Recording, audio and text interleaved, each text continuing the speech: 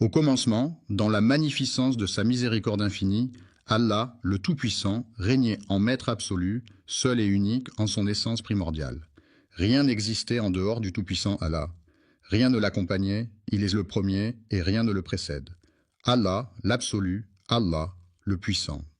Une création majestueuse a pris forme, débutant par l'apparition imposante d'un trône dont la grandeur dépasse notre imagination. Parmi les détails de ce trône se trouve une petite chose intrigante. La chaise, en comparaison avec le trône, ressemble à un anneau perdu dans un vaste désert. Le trône, la chaise et le désert, tandis que la chair les englobe.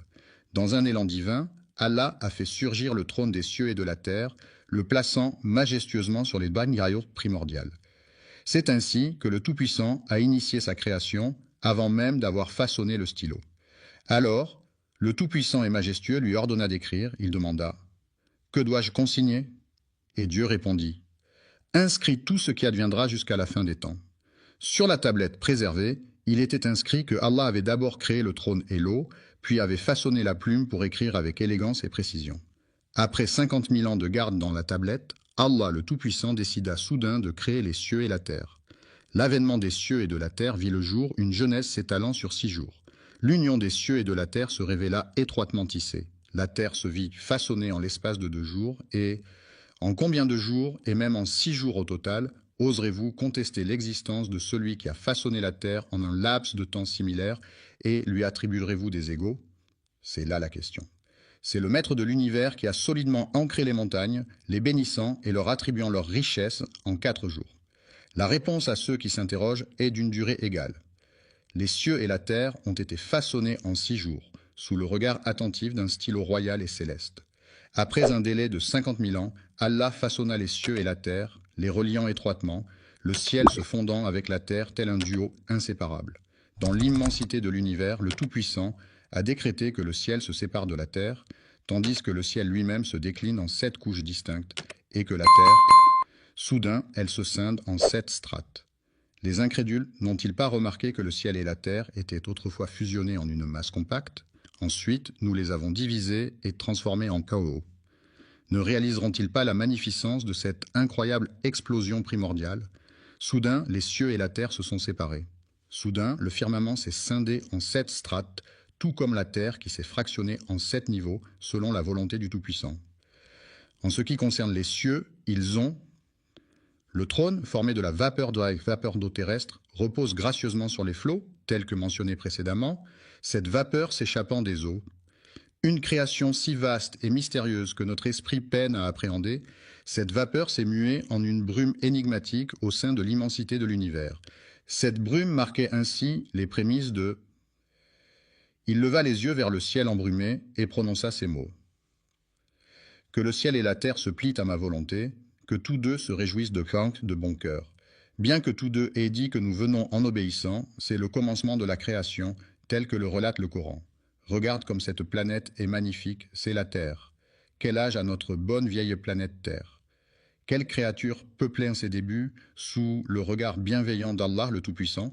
Pourtant, il est de notoriété qu'après un laps de temps, Allah, dans sa toute-puissance, a engendré une entité issue du feu, nommée DN en raison de sa nature insaisissable, son essence étant intimement liée aux flammes. La flamme sans fumée, pure et ardente, est l'essence même du feu.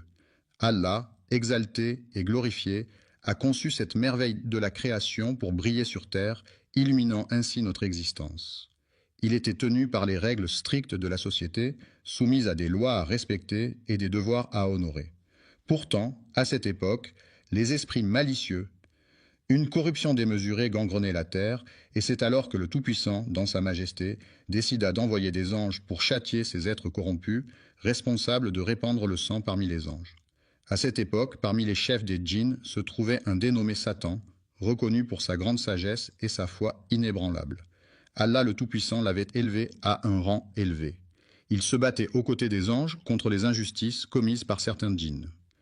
Parfois, ces derniers étaient emprisonnés sur des îles au milieu des mers en tant que châtiment divin. Parmi eux se trouvaient des êtres vertueux et d'autres moins recommandables, agissant avec toute leur puissance et leur majesté. Alors que certains versaient le sang et souillassaient la terre, Un groupe en particulier se démarquait, le GIE parvenant à atteindre. Les anges, habituellement si impeccables, ont vu leur arrogance croître au fil du temps, jusqu'à ce que Satan lui-même, après de longues années parmi eux, ne déclenche le jour redouté où le Tout-Puissant, dans toute sa majesté, ordonnera à ses anges de Le Seigneur Tout-Puissant et majestueux, Dieu a rassemblé les anges dans la plus haute assemblée céleste, triant les élus parmi les élus. Les anges de la cour céleste reçurent la nouvelle solennelle du Tout-Puissant et majestueux qu'une nouvelle création verrait bientôt le jour lorsque leur Seigneur leur confia « Je vais créer un vicaire sur terre » revient à permettre aux générations futures de se succéder, c'est-à-dire que chaque génération prendra la relève de la précédente. Lorsque ton Seigneur confia aux anges « Je vais établir sur la terre un vicaire », les anges répondirent en se succédant. En quête d'investigation, les anges avaient une connaissance préalable des méfaits commis par les djinns avant même l'apparition des humains, en matière de corruption, de désordre et de répandage de sang. La prochaine création suivra les mêmes actions, ont-ils déclaré. Vas-tu choisir quelqu'un pour semer le chaos et verser le sang pendant que nous sommes là à te glorifier et à te sanctifier? Si, ô Seigneur, tu désires être adoré par un peuple, nous sommes prêts à t'offrir notre adoration, à te glorifier et à te sanctifier, ô Allah. Il a répliqué avec assurance. En réalité, je détiens une connaissance que vous ignorez. Je perçois des choses que vous ne soupçonnez pas. Il pressent que parmi ces êtres humains émergeront des secrets insoupçonnés.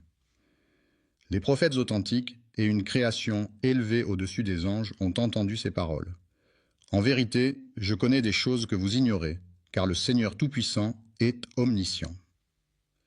Le Tout-Puissant est majestueux. Allah connaît les secrets cachés dans le cœur de Satan, et il avait l'intention de les révéler aux anges, montrant ainsi sa grandeur et sa puissance. Le puissant et magnifique Créateur avait en tête de donner naissance à une œuvre de sagesse infinie, c'est ainsi qu'a débuté la création d'Adam. Quand le Tout-Puissant et majestueux a révélé aux anges qu'une nouvelle création verrait bientôt le jour, il a chargé Gabriel de descendre sur terre, ce monde où elle prendrait vie. Pour sa dernière œuvre, il demanda à Gabriel d'aller chercher de la terre, mais celle-ci refusa de se laisser prendre, murmurant « Je préfère rester ici, merci. Si tu cherches à m'amoindrir ou à m'effacer, tourne-toi vers Allah pour trouver refuge. » Gabriel redouta qu'elle ne se réfugie auprès d'Allah et revint ainsi vers son origine. Ainsi, le Seigneur, Allah le Tout-Puissant et majestueux, a dépêché l'archange Michaël sur terre pour en prélever un peu de son sol. Cependant, la terre, se sentant menacée, a invoqué son droit de refuge en déclarant « Je demande asile et protection. Si tu cherches à m'affaiblir ou à me faire disparaître, adresse-toi à Allah. » Craintif, Michaël se tourna vers son Seigneur et le Tout-Puissant et majestueux répondit à son appel. L'ange de la mort, tel un chef d'orchestre, inaugure le commencement et scelle la fin. Allah a dépêché cet être céleste sur terre afin d'en extraire les âmes, susurrant ainsi la terre. Je me réfugie auprès d'Allah si jamais tu envisages de me diminuer ou de m'effacer, déclara l'ange de la mort. Et je me réfugie auprès d'Allah contre toute transgression à sa volonté, ajouta-t-il. Mon Dieu, qui m'a chargé de cette tâche, a ainsi choisi parmi toutes les nuances de la terre des sols aux teintes variées. Du blanc, du noir, du jaune, du rouge et plus encore. Parfois, entre les deux, se trouve un sol dur comme la pierre et un sol moelleux comme un nuage. Il a choisi ce sol parmi tous ceux de la terre, mêlant les bons et les mauvais. Ce sol a été prélevé à même celui dont il est issu. Une nouvelle œuvre allait voir le jour. C'est ainsi qu'elle fut baptisée Adam. La terre fut apportée, puis Allah, dans sa toute-puissance et sa majesté, ordonna qu'on y dépose. Nous avons divisé l'eau et transformé chaque élément vivant en un eau. Ce sol s'est métamorphosé en argile, conservant cette texture pendant un laps de temps, avant que sa nature ne change à nouveau. L'argile s'est transformée en une substance visqueuse, résultant en une cohésion accrue. À l'origine, elle provenait de la terre des ancêtres des hommes. Si des doutes vous assaillent concernant la résurrection, rappelez-vous que c'est de cette même terre que nous vous avons façonné. La toute première action fut d'arroser la terre, la transformant ainsi en une argile malléable. Et lorsque ton Seigneur annonça aux anges son intention de façonner un être humain à partir de cette argile, tout fut en mouvement. La cohésion s'est renforcée, transformant la matière en une argile collante. Après un certain temps, sa teinte s'est obscurcie et un délicat parfum s'en est échappé, la métamorphosant en une substance envoûtante. De la boue sombre prit vie, façonnée par le temps d'eau qui s'écoula, jusqu'à se métamorphoser en une œuvre de poterie. Cette création, devenue malléable comme de l'argile sous la pression, résonnait d'une mélodie céleste lorsque touchée, captivant ainsi les anges par sa nouveauté et son élévation. Alors que le tout-puissant et majestueux Al s'apprêtait à créer, Satan, parmi les anges, observait avec curiosité. Il tournoyait autour de cette argile sonore, sa forme creuse résonnant d'étranges promesses. À l'intérieur du vide, Satan se faufilerait par une porte dérobée pour ressortir par une issue secrète, piquant la curiosité des anges qui brûlaient d'en apprendre davantage sur cette étrange création. Personne n'osa s'approcher, sauf Satan rassurait les anges en leur disant « N'ayez crainte, j'ai le pouvoir de le détruire. Cela signifie que s'il se comporte comme les djinns, je le réduirai en cendres. S'il se révélait être un djinn, il rassurait en affirmant « N'ayez crainte, j'ai le pouvoir de le réduire à néant. » Au cœur de Satan, une étrange mixture de haine et de jalousie s'était formée, telle de l'argile. Ensuite, la pièce est devenue un sanctuaire oublié, figé dans le temps pendant 40 ans, sans qu'aucune âme ne vienne lui redonner vie. Les anges observaient en silence pendant que Satan rôdait autour, cherchant à semer le trouble. Ils guettaient avec impatience l'arrivée de ce moment tant attendu, invoquant Allah, le tout miséricordieux, le très miséricordieux. Cette créature demeura figée dans l'argile, telle une œuvre de poterie pendant de longues décennies. Allah demanda solennellement aux anges, en présence de Satan parmi eux, de s'incliner devant sa grandeur. Une fois qu'il eut insufflé la vie, érigeant ainsi un décret immuable. En l'honneur solennel d'Allah Tout-Puissant, je salue cette nouvelle créature comme un hommage à mon Père, à votre Père, et à notre Père à tous. Il est le premier humain, celui qui inaugure notre lignée. Lorsque ton Seigneur dit aux anges, « Je vais créer un être humain à partir d'argile, et une fois que je l'aurai parfaitement façonné et que je lui aurai insufflé mon esprit. » Les anges, prosternés devant lui, attendaient tous avec impatience l'arrivée du moment promis, lorsque le souffle de l'esprit commença à circuler. L'âme a-t-elle pris naissance dans la tête d'Adam, pénétrant cette argile devenue sèche, telle de la poterie, à chaque fois qu'elle le touchait? À chaque fois que son âme pénétrait en lui, il se métamorphosait en une entité animée de sang, de veines et de chair, cette argile prenant vie. Lorsque l'âme pénétra dans la tête d'Adam, celui-ci éternua et tous les anges observaient attentivement. Alors, les anges se tournèrent vers Adam et lui dirent « Loué soit le Créateur ». Ainsi parla Adam, que la paix soit sur lui, et tous entendirent « Louange à Dieu ». Et l'âme, à présent, réside dans la tête, ô Tout-Puissant. Lui murmura une prière pour que la miséricorde divine l'enveloppe, et c'est alors que son esprit s'éveilla pleinement. Adam leva les yeux et découvrit les fruits du paradis qui s'offraient à lui, telle une invitation irrésistible. Dans un tableau grandiose, les anges, Satan et le Seigneur Tout-Puissant, se tenaient face au paradis, ces fruits délicieux s'étalant devant eux, attendant que l'âme. Dès que sa main effleura son ventre, une envie irrésistible de nourriture l'envahit, comme si son instinct primaire prenait le contrôle. Dès que l'âme de notre père Adam a atteint son abdomen, les prémices des sensations instinctives et des inclinations naturelles ont commencé à germer en lui, suscitant immédiatement ses désirs. Affamé, il s'est précipité vers le festin, son esprit devançant ses pas, bondissant d'impatience vers la délectable pitance. C'est alors qu'Allah a dit « L'homme a été conçu avec une promptitude naturelle, les humains étant dotés d'une impatience innée qui remonte à notre ancêtre Adam dès sa première journée. Jusqu'à ce que l'âme d'Adam soit parfaitement façonnée, dans toute sa splendeur et sa perfection, que la paix soit sur lui. Il se tenait fièrement devant les anges, et dès qu'ils posèrent les yeux sur lui, ils s'inclinèrent en tant signe de respect, obéissant ainsi à l'ordre d'Allah pour célébrer cette nouvelle. Lorsque la création fut achevée, tous les anges s'inclinèrent, innombrables au-delà de tout décompte, car Allah seul connaît leur nombre exact. Tous, sans exception, se sont inclinés en admiration devant cette nouvelle création. Aucun n'a manqué à l'appel. Aucun d'entre eux n'a pu se retenir, à l'exception d'une créature. Ce n'est ni un ange, ni un djinn, pourtant Allah l'a honoré. Cependant, l'arrogance et la vanité, quelle audace, quelle arrogance de défier pour la première fois le Tout-Puissant, Allah, au paradis, en osant désobéir. La fierté de leur propriétaire a conduit à quelque chose de terrifiant. Quelle forme de désobéissance Satan a-t-il choisi alors qu'il se tenait seul, tandis que tous les anges se prosternaient? Tous les anges s'inclinèrent, Mtsuisha, à l'exception d'Iblis, qui, il se gonfla d'orgueil et devint l'un des infidèles, défiant ainsi pour la première fois le Seigneur Tout-Puissant au ciel. Et qui était cette créature osant agir ainsi?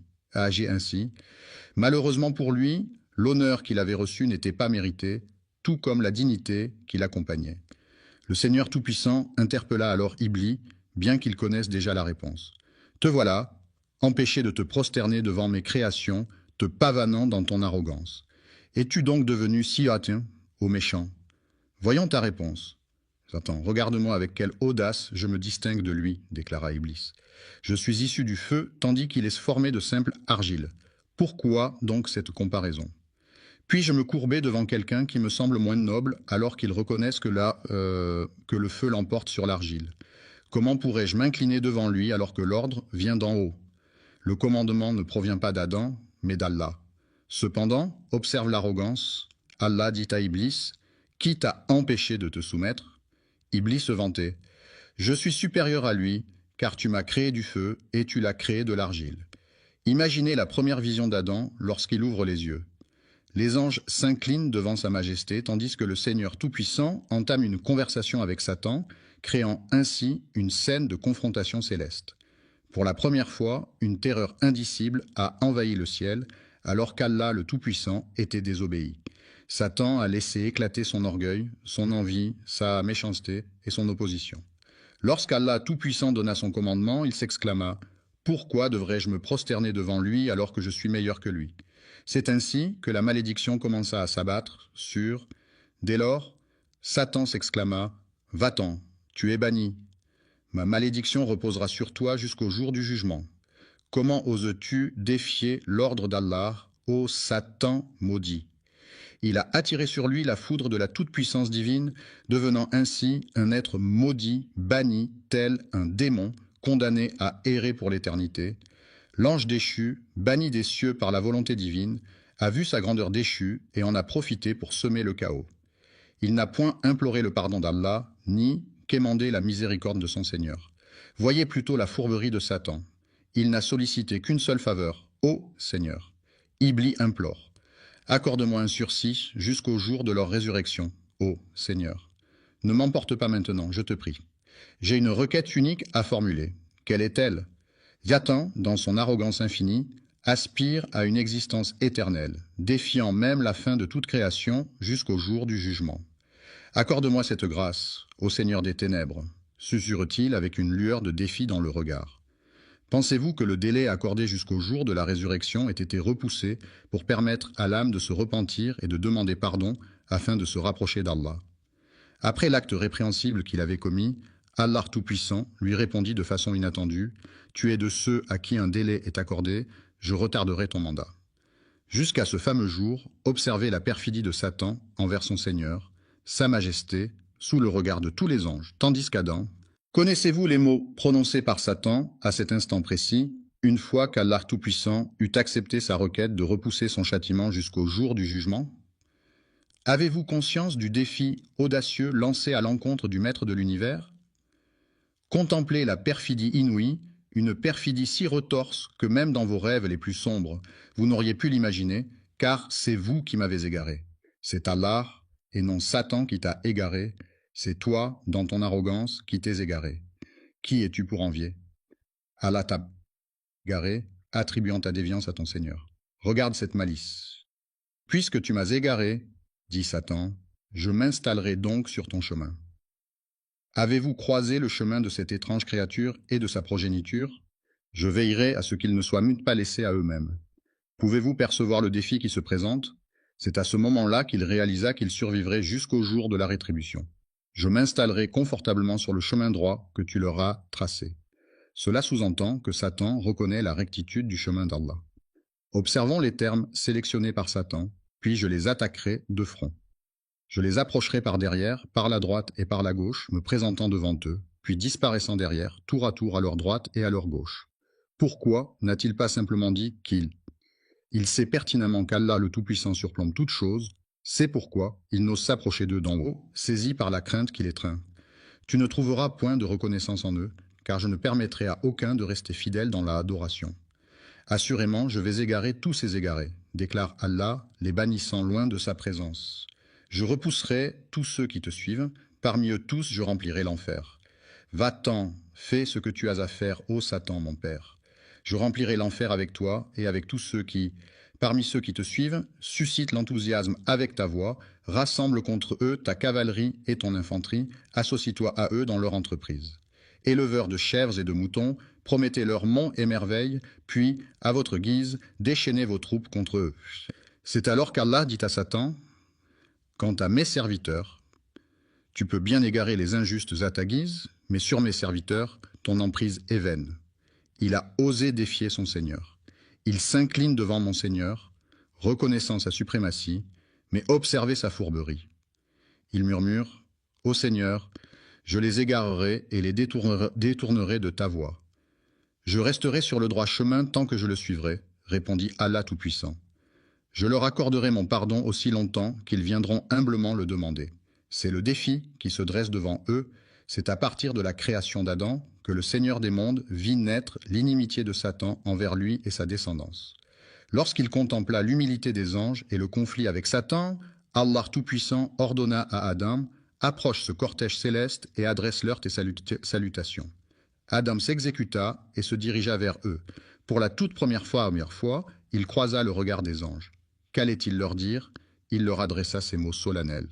« Que la paix soit avec vous. » Les anges lui répondirent à leur tour. « Et que la paix soit avec toi. Que la miséricorde et les bénédictions d'Allah soient sur vous. » Allah a dit à Adam, « Voici votre salutation ainsi que celle de vos descendants après vous. » Les descendants se sont rassemblés, répondant tous à l'appel. À cet instant précis, il a contemplé sa descendance, innombrable aux yeux d'Allah. Qui sait combien de milliards naîtront des enfants d'Adam, que la paix soit sur lui. Adam contempla sa descendance, et dans la lumière qui illuminait certains de leurs visages, il distingua l'un d'eux dont l'éclat resplendissait comme 1000 soleils. Les flammes dansaient, et il s'exclama « Ô Seigneur, qui est-ce » La réponse vint « C'est ton fils David, l'un de tes prophètes. » Intrigué, il demanda « Quel âge a-t-il, Seigneur ?»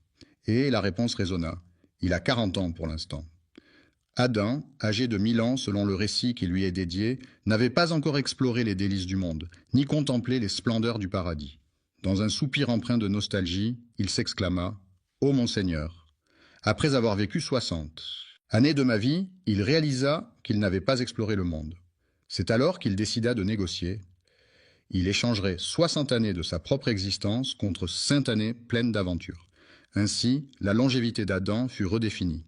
À l'âge de 100 ans révolus, David a reçu l'enseignement divin d'Allah Tout-Puissant, qui lui a révélé les noms de nombreuses créatures avec lesquelles il allait partager sa vie.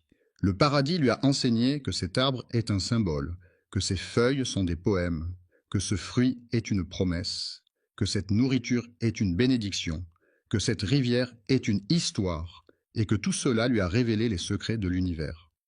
De nombreux mystères, dissimulés même aux anges, furent révélés lorsqu'une épreuve de connaissance opposa les anges à Adam, que la paix soit sur lui, mettant en lumière des noms et des secrets insoupçonnés. Dieu enseigna à Adam le nom de chaque chose, puis il les présenta aux anges. Le Seigneur interrogea alors les anges, « Quel est le nom de ceci et quel est le nom de cela ?» Les anges, dans leur sagesse céleste, ont avoué leur méconnaissance de certains mystères en demandant « Révélez-moi ces noms si vous êtes dignes de confiance, ô humains. » Ils proclamèrent « Louange à toi, notre connaissance se limite à ce que tu nous as enseigné. En vérité, c'est toi l'omniscient, le sage, ô Seigneur Tout-Puissant. » Lorsqu'Adam fut questionné sur les noms que même les anges ignorèrent, il répondit avec un sourire malicieux « Oh, laissez-moi vous éclairer sur ces mystères. » Les anges observaient attentivement, intrigués, jusqu'à ce qu'il révèle enfin ses précieux secrets. Allah, informé de leur nom, s'exclama « Ne vous ai-je pas dit que les anges seraient tant étonnés? Quelle est cette créature fraîchement créée qui possède une telle connaissance? Il détient des savoirs qui nous échappent. des connaissances inaccessibles à notre entendement. Il possède des secrets que tu ignores. Contemplez la grandeur de son savoir. Lorsqu'il s'agit de l'homme et de sa création selon Allah, ainsi que de la valeur de la connaissance à ses yeux, le Tout-Puissant s'adresse à Adam en disant « Ô Adam, fais-leur savoir ». Après avoir révélé ces noms, Allah leur rappela « Ne vous avais-je pas averti que je connais les mystères des cieux et de la terre, ainsi que ce que vous dévoilez ?» Adam a été formé dans le secret des secrets par Allah, qui lui a insufflé tout son savoir. Ensuite, il l'a guidé vers un jardin d'une étendue infinie, où les limites semblaient se perdre dans l'horizon lointain. Sous la bienveillance d'Allah, le tout miséricordieux, le très miséricordieux, Adam a pénétré seul dans les délices du paradis, devenant ainsi le patriarche de toute l'humanité. Déambulé au sein du paradis, se délectant de ses fruits juteux, de ses rivières scintillantes et de ses arbres majestueux, baigné dans ses innombrables bénédictions. En ce lieu béni, la faim ne te tenaillera point et ta nudité ne sera point dévoilée. Dans ce jardin d'Éden, Adam, béni soit-il, déambule sans jamais ressentir la soif, ni être tourmenté par la chaleur écrasante du soleil. Combien de temps a-t-il vécu en ce lieu béni, solitaire dans sa quiétude? Un beau jour, Adam, ressentant une profonde solitude au paradis, s'abandonna au sommeil, conscient que toute connaissance appartient à Allah, l'exalté et le majestueux. Alors qu'il baignait dans le bonheur, Allah le Très-Haut et majestueux décida de lui offrir une compagnie lorsqu'il s'endormait, dans sa grandeur et sa magnificence. Allah, dans sa grandeur infinie, façonna l'homme à partir de sa côte gauche, puis, dans un acte de création tout aussi magnifique, modela la femme à partir d'une de ses côtes. L'endroit de cette côte gauche était en sommeil, Adam ignorant tout. Il décida alors de retirer cette côte, la transformant en une femme à qui la vie fut offerte. Lorsqu'Adam, béni soit-il, ouvrit les yeux, il découvrit une présence à ses côtés. Intrigué, il demanda « Qui es-tu » La femme répondit simplement « Je suis une femme ». Adam, perplexe, poursuivit « Pourquoi a-t-il Allah, dans sa sagesse infinie, conçu l'homme pour trouver en moi la quiétude recherchée ? Malgré les sommets atteints par les êtres humains, un homme ne peut véritablement trouver la paix qu'auprès d'une femme, et une femme ne peut trouver la quiétude en compagnie d'un homme, afin que vous puissiez vivre en harmonie avec lui, imprégné d'affection et de bienveillance. C'était comme si Adam, que la paix soit sur lui, avait semé entre vous ses sentiments. Il éprouvait une joie singulière en constatant qu'Allah avait créé une nouvelle créature pour le réconforter, lui permettant ainsi de trouver du réconfort auprès des anges. Les anges voulaient mettre Adam à l'épreuve en lui demandant son nom, mais pour l'instant, ils ne le connaissaient pas. Elle s'était simplement présentée comme une femme. Lorsque Vénus interrogea Adam sur l'identité de cette mystérieuse femme, sa réponse fusait sans détour. V.E. Puis, Adam entreprit d'énumérer tous les noms de toutes choses, déclarant finalement « C'est Ève-lé ». Les anges étonnés demandèrent « Pourquoi ce nom en particulier ?» Il répondit avec assurance « Elle a été formée à partir d'un être vivant, elle détient la connaissance que Dieu lui a confiée. » Il détenait un savoir que même les anges ignoraient, tandis qu'Adam, accompagné d'Ève, résidait dans ce paradis sans descendance ni lignée. Allah, dans sa grandeur et sa magnificence, leur fit cette annonce solennelle. « Ô Adam, résidez au paradis en compagnie de votre épouse et sustentez-vous à satiété de ses délices.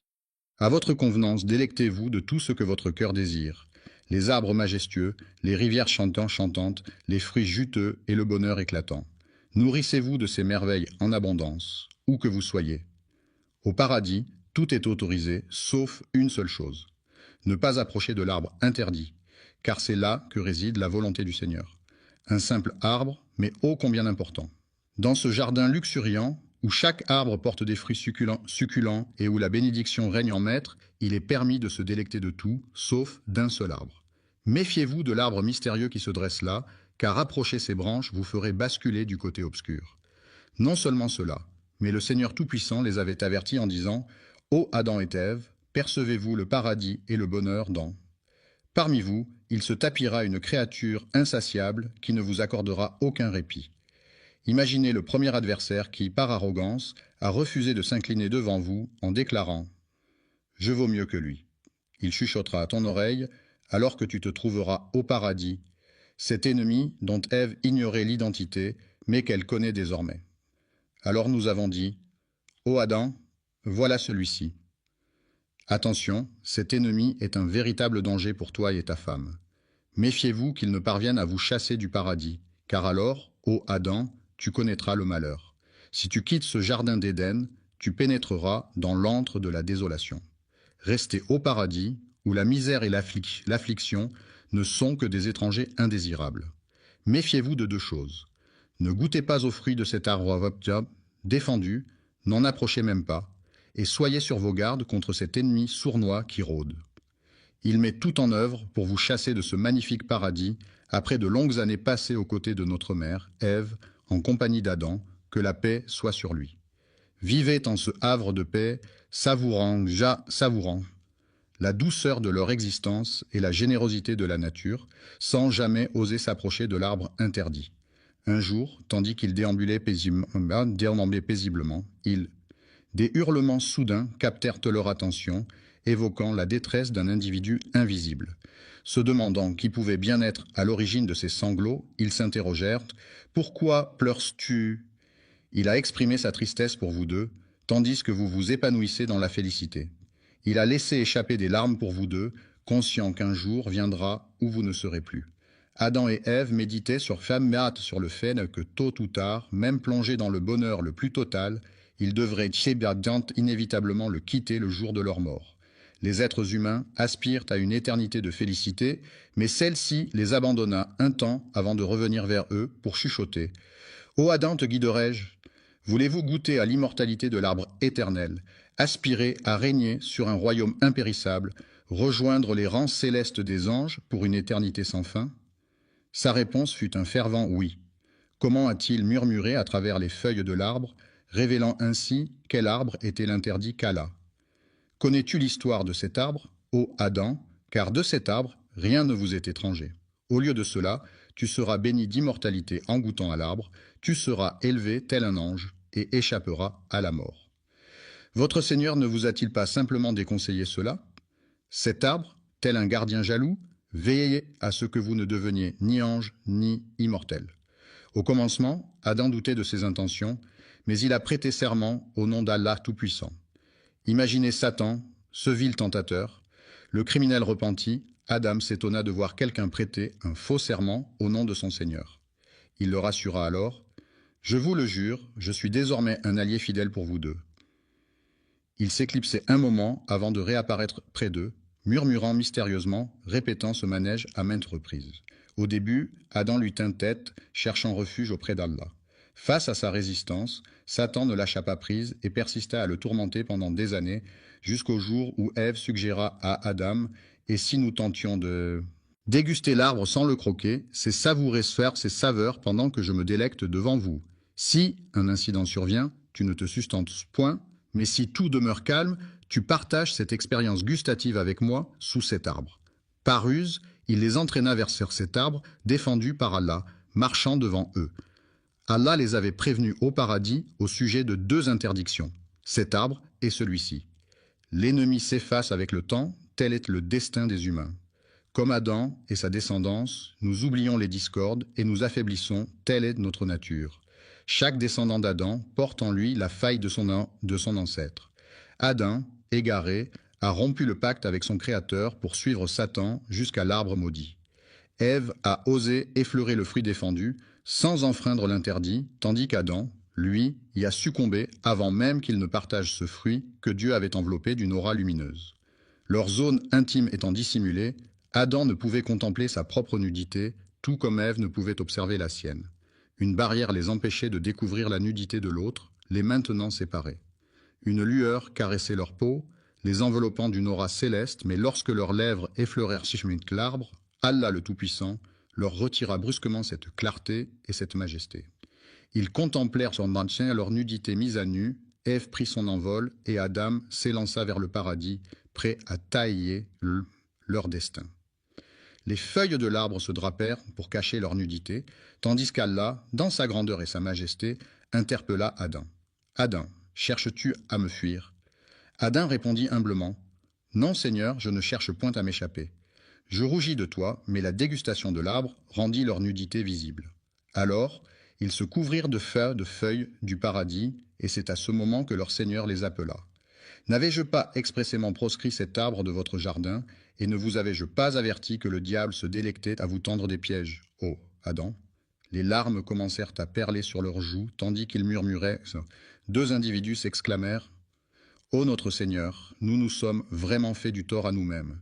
Si tu ne nous pardonnes pas et ne nous fais pas miséricorde, nous serons assurément parmi les perdants. C'est lors de cette toute première transgression que les êtres humains ont osé défier leur Seigneur Tout-Puissant, tandis qu'Adam et Ève étaient là, assis, pleurant et implorant le pardon d'Allah, le Très-Haut. Adam, dans sa majesté, craignait la punition du Très-Haut, mais il l'accepta. Cependant, au cœur de la désobéissance se cache le mal. Quel mal? Cette insubordination t'a-t-elle donc valu d'être banni de ce jardin, ô Adam, ce jardin béni que t'avait octroyé Allah, le Très-Haut et le Majestueux? Méfiez-vous de cet arbre, pourtant vous avez succombé à la tentation de désobéir à votre Seigneur, vous égarant ainsi.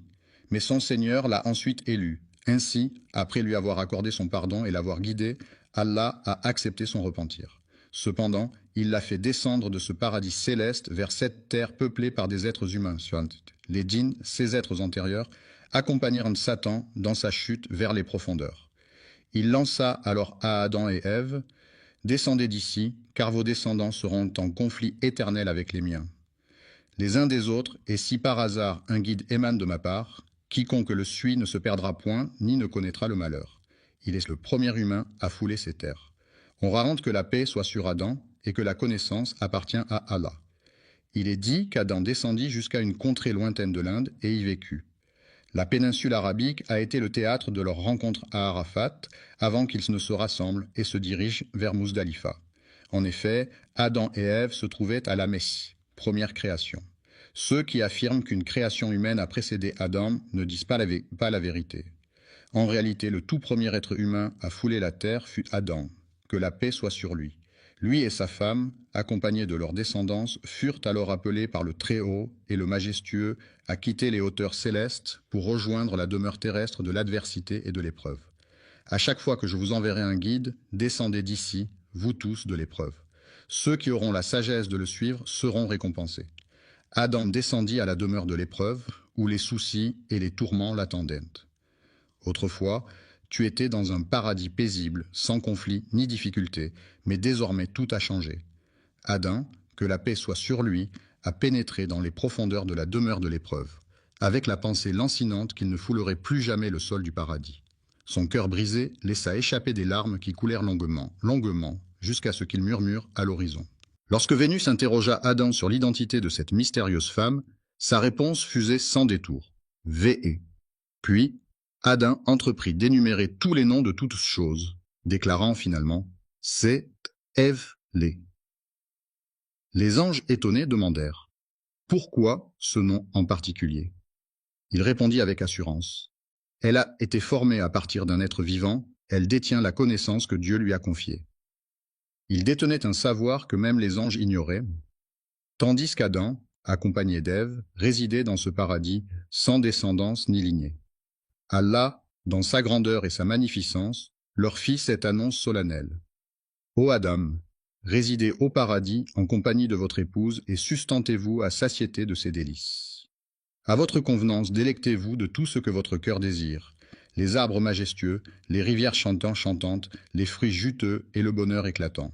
Nourrissez-vous de ces merveilles en abondance, où que vous soyez.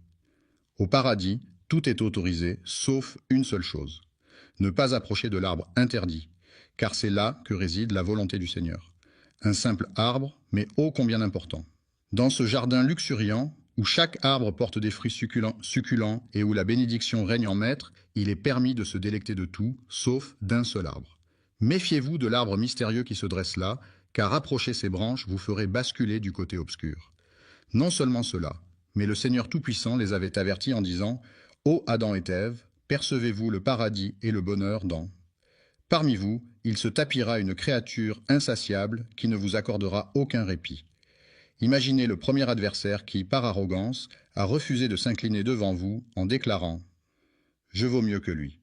Il chuchotera à ton oreille, alors que tu te trouveras au paradis, cet ennemi dont Ève ignorait l'identité, mais qu'elle connaît désormais. Alors nous avons dit, ô Adam, voilà celui-ci. Attention, cet ennemi est un véritable danger pour toi et ta femme. Méfiez-vous qu'il ne parvienne à vous chasser du paradis, car alors, ô Adam, tu connaîtras le malheur. Si tu quittes ce jardin d'Éden, tu pénétreras dans l'antre de la désolation. Restez au paradis, où la misère et l'affliction ne sont que des étrangers indésirables. Méfiez-vous de deux choses.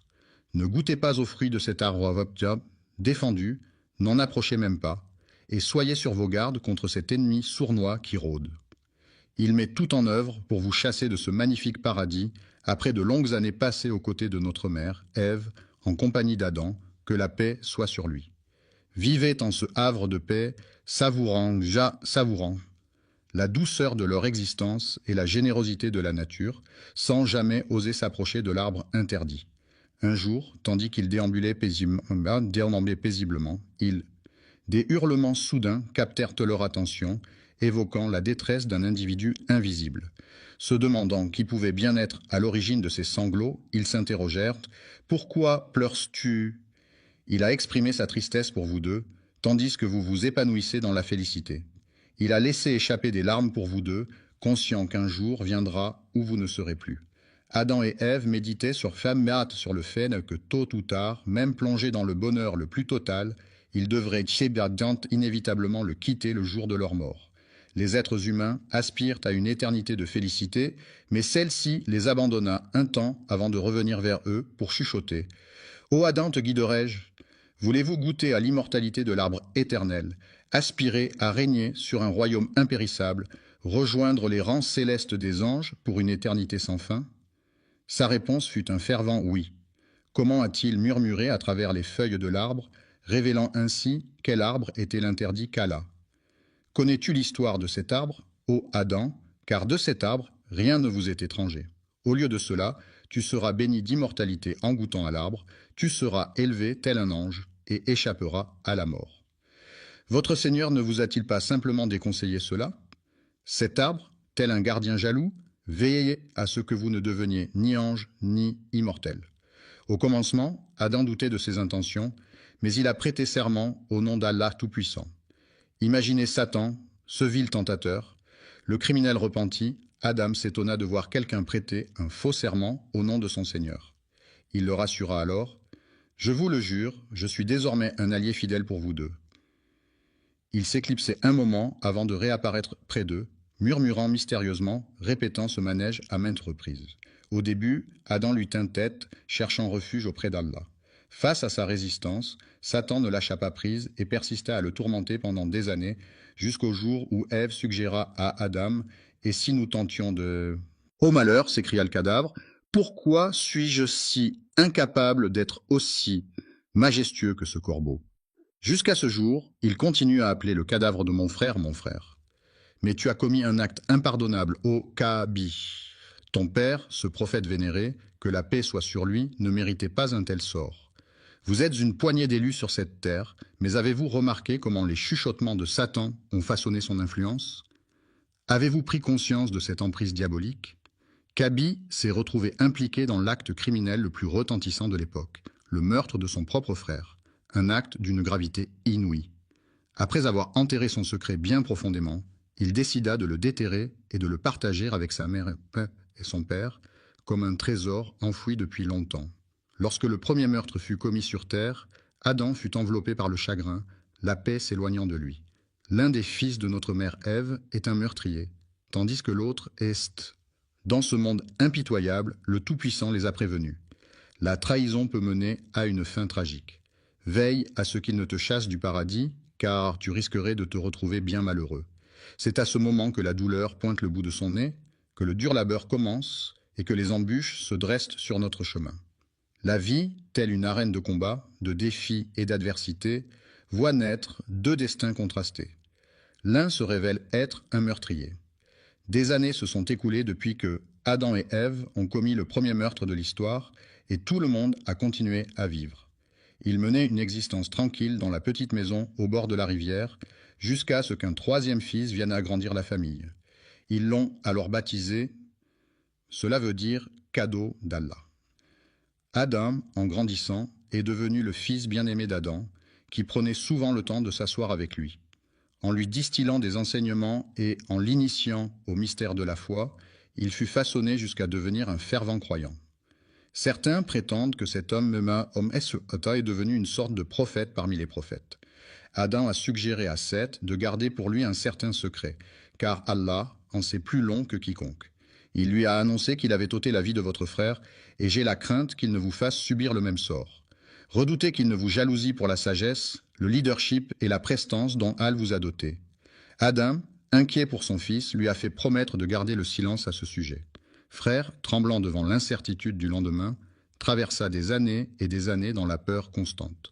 La descendance d'Adam entame son voyage à travers le temps, laissant les marques de son passage au fil des ans. Lorsque Adam eut vécu 940 ans, c'est l'ange de la mort qui vint à sa rencontre.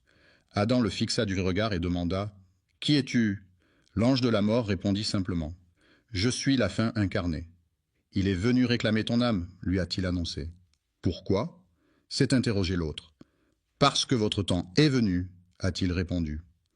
Adam a déclaré que malgré le temps qui s'écoule, il reste encore beaucoup de vie en lui et que son temps n'est pas encore révolu.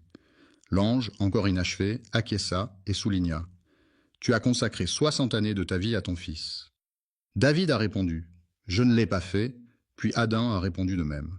Adam a fait preuve d'une mémoire sélective en oubliant sa descendance, tout comme il a nié son existence. Adam a fait preuve de désobéissance, entraînant ainsi sa descendance à suivre le même chemin de désobéissance, selon la volonté d'Allah Tout-Puissant. Révèle les facettes d'Adam. Même enveloppé de perfection, il n'en demeurait pas moins doté de qualités humaines. J'ai refusé, car j'ai une durée de vie pouvant aller jusqu'à 1000 ans. C'est alors qu'Allah a informé l'ange de la mort de cette particularité. Il aurait la chance de savourer 1000 printemps, tandis que David demeurerait une faveur divine pour un siècle. Après avoir fait un détour de 60 ans, l'ange de la mort revint finalement vers lui. Eva a lancé un « dégage » catégorique, refusant toute visite de l'ange de la maison. « Que la mort emporte son âme » s'écria Adam, mais qu'elle le laisse en paix, car mon heure est venue. L'ange de la mort est venu chercher l'âme d'Adam, que la paix soit sur lui dans ses bras immatériels. Le premier être humain était pleuré par sa femme et ses enfants, mais lui ne... Perdu dans l'incertitude, Gabriel est arrivé tel un guide pour enseigner à son fils l'art de laver son père. De quelle manière doit-on l'envelopper, l'ensevelir et accomplir la prière funéraire? Gabriel expliqua à son interlocuteur que cette pratique était ancrée dans ses habitudes, une tradition qui lui tenait particulièrement à cœur. C'est de cette manière que les disciples se multiplient à mesure que les âmes s'éteignent. C'est ainsi que le destin doit se jouer. Adam, le patriarche de toute l'humanité, a été soigneusement lavé, délicatement enveloppé, prié sur, puis enfin inhumé. Adam, le pionnier des prophètes et le tout premier être humain façonné de la main d'Allah, a rendu l'âme. Que la paix soit sur lui, celui qui est demeuré figé dans le temps, ainsi que sa descendance, tout comme Kabi et les siens. Les descendants d'Adam ont vaillamment poursuivi leur existence sur terre pendant un laps de temps, bravant les épreuves et les joies de la vie après lui, que la paix soit sur lui. Au commencement, ils étaient peu nombreux à se tourner vers lui, mais bientôt, leur nombre a commencé à croître de façon exponentielle. Sous la direction bienveillante du fils d'Adam, ils furent éclairés par sa sagesse et guidés par sa bienveillance. La descendance de Kabi se développait à vue d'œil, se multipliant à travers les générations. La descendance de ces êtres s'est dispersée aux 4 coins du monde, essaimant ainsi sur toute la planète. Les descendants de Kabi se sentaient moins légitimes et décidèrent alors de partir chacun de leur côté. Ils ont stagné dans cet état pendant des années, puis des décennies, et encore des siècles. Depuis des siècles, certains ont cédé à la tentation du péché et de la transgression, formant ainsi un groupe hétéroclite. Les fautes et les péchés se sont tous échoués sur le rivage du mono. Aucun individu, aussi nombreux soit-il, n'osait établir la moindre connexion. Certains d'entre eux ont commis des péchés envers Allah, en particulier parmi eux. Les descendants de Kabi ont fait l'impasse sur le polythéisme pendant une durée indéterminée. Est-ce que 10 décennies, équivalentes à un millénaire? Un millénaire s'est écoulé, et pourtant, ce siècle ne ressemble en rien à ce qu'on en dit. Pendant 10 siècles, les êtres humains ont vécu dans l'oubli total d'Allah. Les individus se sont adonnés à des actes répréhensibles et à des violations.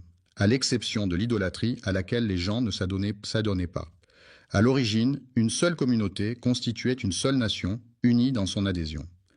Le monothéisme demeura inchangé pendant 10 siècles, jusqu'à ce que survienne l'événement redouté, car Satan ne dort jamais. Ce n'est pas seulement en commettant l'adultère, en buvant de l'alcool ou en tuant que les gens expriment leur désir de transgresser les normes sociales. Pour lui, cela n'a aucune importance car ce qu'il recherche avant tout, c'est d'être en relation avec eux. Des associés à Allah, car le polythéisme efface toute chose et les voue aux flammes de l'enfer pour l'éternité. Il était une fois, dans un lointain futur, après 10 siècles se sont écoulés, 5 individus justes sont apparus. Il fut un temps où l'on se plaisait à évoquer les actions des 5 individus vertueux.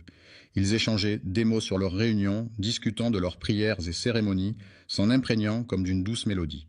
Il était émerveillé à chaque fois qu'il croisait l'un d'eux, se rappelant ainsi d'Allah. Leurs simples apparitions avaient l'effet d'un rappel puissant, comme un conseil silencieux. Le pécheur, pris de remords, se confesserait à Allah et renoncerait à sa pratique, honteux de ses actes.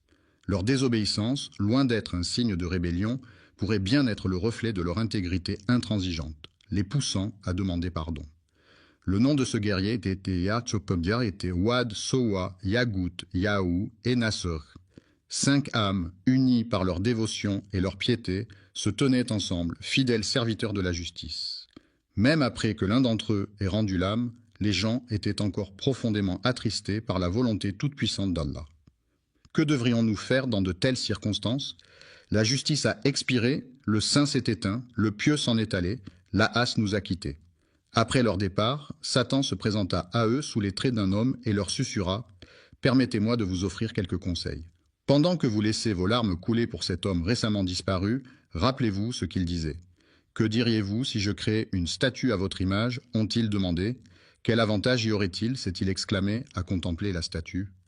N'oubliez jamais la grandeur d'Allah et gardez précieusement en mémoire ses précieux conseils. Vénérer Allah de cette manière est une excellente idée, ont-ils déclaré. Satan, quant à lui, n'est pas du même avis. Et lorsqu'ils ont été approchés avec une statue ressemblant étrangement à leur défunt proche, leur première réaction a été de se demander « Où diable devrions-nous le mettre ?» Il leur a transmis la sagesse d'un conseiller expérimenté en leur demandant de le positionner avec précaution. En effet, ils ont choisi de placer la mosquée à cet endroit, en tant que lieu de culte privilégié. La première statue fut installée avec solennité, mais rapidement oubliée, laissant ainsi la place à la seconde. Après son décès, ils ont érigé une statue en son honneur. Puis, le 3e, le 4e et le 5e ont suivi le même chemin vers l'au-delà. 5 statues trônaient majestueusement dans le lieu de culte, mais jamais elles ne reçurent l'hommage fervent des fidèles, restant témoins silencieux d'actes jamais accomplis. Les statues, vénérées telles des divinités, trônaient exclusivement en ce lieu sacré. Chaque fois qu'ils posaient les yeux sur ces statues, ils se remémoraient la grandeur d'Allah. Ils contemplaient avec admiration cet acte tout-puissant. Une génération s'est écoulée, puis une autre. Une nouvelle vague de jeunes a surgi après que la génération précédente ait enfin décidé de rendre hommage à ces figures emblématiques. Elle n'a pas exactement adoré ces derniers, mais ils ont fini par gagner petit à petit son admiration. Les générations se sont passé le flambeau de la sanctification de ces statues jusqu'à ce que, lorsque le savoir s'évanouit et que tous les érudits s'éclipsèrent, c'est alors que l'aube de l'ignorance pointe timidement. Ils se sentirent diminuer en leur présence, et bientôt les individus se mirent à quémander les faveurs de ces statues. À cette époque lointaine, les gens ont commencé à se tourner vers eux, cherchant leur intercession auprès d'Allah. Il a fallu attendre 10 siècles après le décès d'Adam, que la paix soit sur lui, pour que le polythéisme fasse son apparition. Une étrange rumeur s'est mise à voyager à travers le monde, semant la panique. « Oh mon Dieu, que se passe-t-il? Les gens ne... » Autrefois, tous ces individus ne faisaient qu'une seule entité harmonieuse. Après avoir partagé une même foi, ces croyants se sont égarés sur des chemins différents, et c'est alors qu'Allah a envoyé des signes pour les guider. Avant que les prophètes ne soient envoyés, l'humanité n'était qu'une vaste tribu unie. Jamais ils n'ont flirté avec le polythéisme, mais ils se sont laissés emporter par...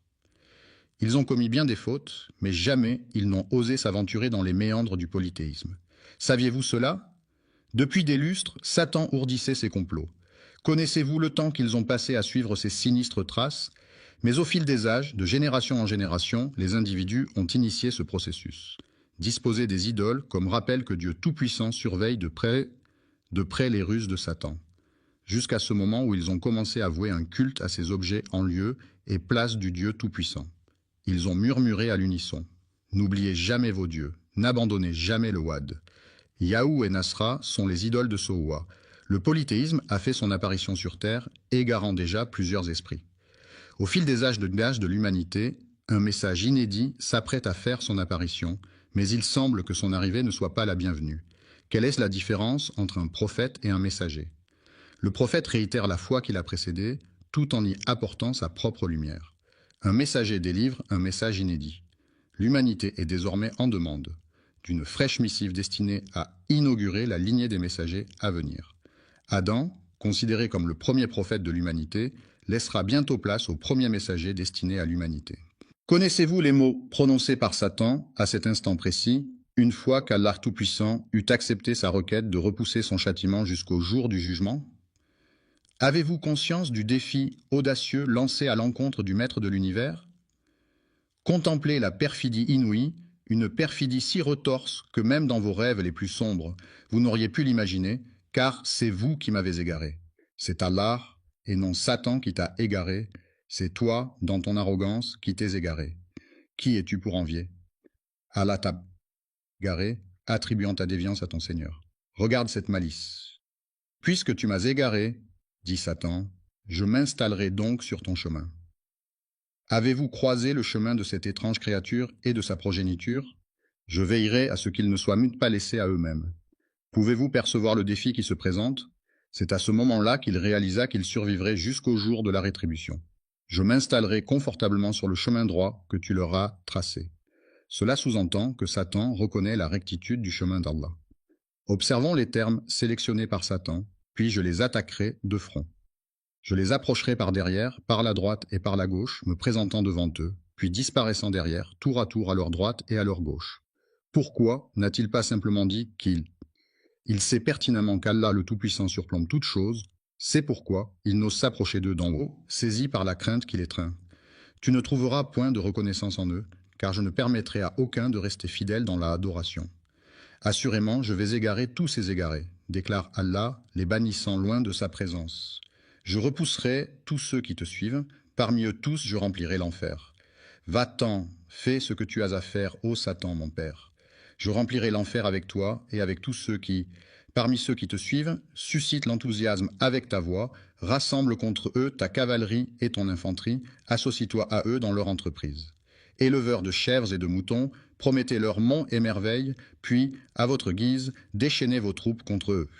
C'est alors qu'Allah dit à Satan, quant à mes serviteurs, tu peux bien égarer les injustes à ta guise, mais sur mes serviteurs, ton emprise est vaine. Il a osé défier son Seigneur. Il s'incline devant mon Seigneur, reconnaissant sa suprématie, mais observez sa fourberie. Il murmure, « Ô Seigneur, je les égarerai et les détournerai de ta voie. Je resterai sur le droit chemin tant que je le suivrai, répondit Allah Tout-Puissant. Je leur accorderai mon pardon aussi longtemps qu'ils viendront humblement le demander. C'est le défi qui se dresse devant eux, c'est à partir de la création d'Adam que le Seigneur des mondes vit naître l'inimitié de Satan envers lui et sa descendance. Lorsqu'il contempla l'humilité des anges et le conflit avec Satan, Allah Tout-Puissant ordonna à Adam « Approche ce cortège céleste et adresse-leur tes salutations. » Adam s'exécuta et se dirigea vers eux. Pour la toute première fois, il croisa le regard des anges. Qu'allait-il leur dire? Il leur adressa ces mots solennels. « Que la paix soit avec vous. » Les anges lui répondirent à leur tour. « Et que la paix soit avec toi. Que la miséricorde et les bénédictions d'Allah soient sur vous. » Allah a dit à Adam, « Voici votre salutation ainsi que celle de vos descendants après vous. » Les descendants se sont rassemblés, répondant tous à l'appel. À cet instant précis, il a contemplé sa descendance, innombrable aux yeux d'Allah. Qui sait combien de milliards naîtront des enfants d'Adam, que la paix soit sur lui. Adam contempla sa descendance, et dans la lumière qui illuminait certains de leurs visages, il distingua l'un d'eux dont l'éclat resplendissait comme 1000 soleils. les flammes dansaient, et il s'exclama « Ô Seigneur, qui est-ce » La réponse vint « C'est ton fils David, l'un de tes prophètes. » Intrigué, il demanda « Quel âge a-t-il, Seigneur ?» Et la réponse résonna « Il a 40 ans pour l'instant. » Adam, âgé de 1000 ans selon le récit qui lui est dédié, n'avait pas encore exploré les délices du monde, ni contemplé les splendeurs du paradis. Dans un soupir empreint de nostalgie, il s'exclama « Ô mon Seigneur !» Après avoir vécu 60,